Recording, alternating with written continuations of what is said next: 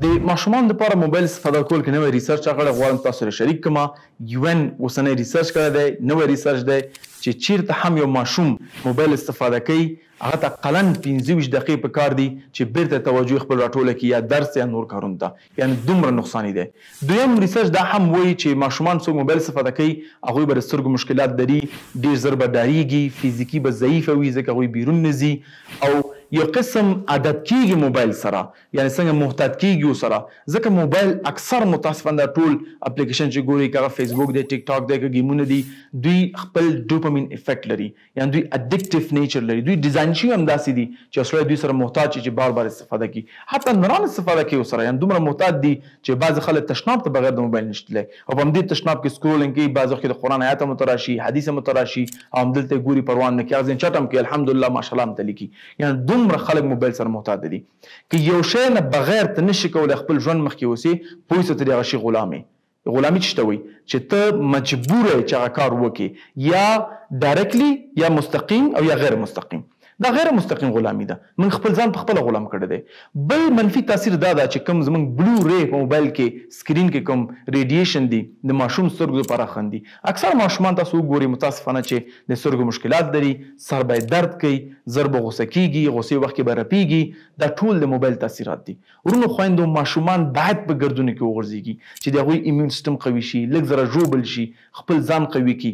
نن سبا ټول ماشوم د کوټه کې کېنولی دی، ټول د موبایل ته لاس ورکړی دی چې هغه باندې وړوکې ټوخی هم راځي، نږدې مرګ ته نږدې وي، ځکه چې د هغه وجود ټرین نه دی چې څنګه بیکټیریا او ګندګي او مریضي سره مقابله وکړي. یو وخت چې موږ واړه وو چې زخمي به شو خوسي کې، موږ په خپل زخم باندې خاوره واچوله او روغ جوړ به وو. ما خپل لاس مات شوی بیرته مې سیده کړی دی، لاس مې وخت او بیرته مې سیده کو، خبره ختمه. نن سبا ماشومان د ګوته نه ایښي، هغوی په دې پوهېږي نه، حتی هغه بنیادي سلام علیکم ته ځنډ دی.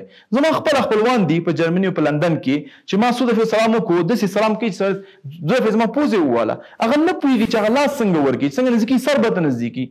ما ورته طریقه مې ورته وښودله.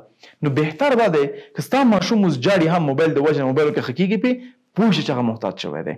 که ته د ماشوم مکتب کې ښه نه کړي او فقط موبایل باندې ټول درسونه وایي، پوه شي چې هغه درس نه وي چې وخت ضایع کوي، ګیمونه پسې ګیمونه، مور پلار مور غواړي تلویزیون وګوري، پلار غواړي فوټبال وګوري، موبایل زوی ته ورکړي، خبره ختمه. دې باندې جدي توجه ورکوئ که غواړئ ستاسو ماشوم د بل چا فکرونو باندې کنټرول نه شي، نور شیان ونه ګوري.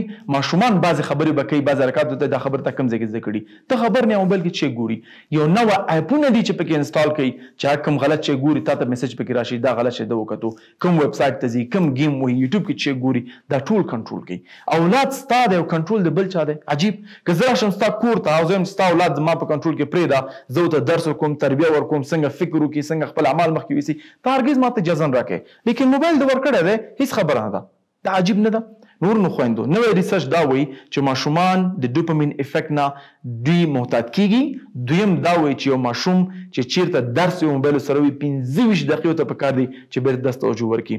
او دریم نوی خبر دا ده چې نیدرلند یعنی یو اروپایي ملک دی، یو ماډرن ملک دی، هغوی حتی په دې فکر دي چې مکتبونو کې موبایل مکمل بند کړي بدون د شک چې کوم ضرورت وي هغه دپاره وي. که ته چې موبایل واقعا اولاد ته ورکوې او ضرورت دی، کولی شي نوکیا بې ګیمه بې سکرینه بې انټرنیټ ورته ورکړه تر څو پورې چې هغه غټ شوی نه او هغه شوی نه. مخکې ماشومان ماشه څونه ښه حفظ کې به څونه ښه، درسونو کې به څونه ښه، اوسني ماشومان وګوره ایله چیش کې ښه دي، ګیمونو کې ښه دي. نو ماشومان توجه ورکوي، دا ستاسو آینده ده، ستاسو صدقه جاریه ده، دا د ملک د دې امت آینده ده. نو لطفا موبایل او ګیمونو په دې فلمونو باندې مه خرابوئ. امید لرم دا ویډیو خپل فامیل سره شریک کړئ ځکه مهمه ده.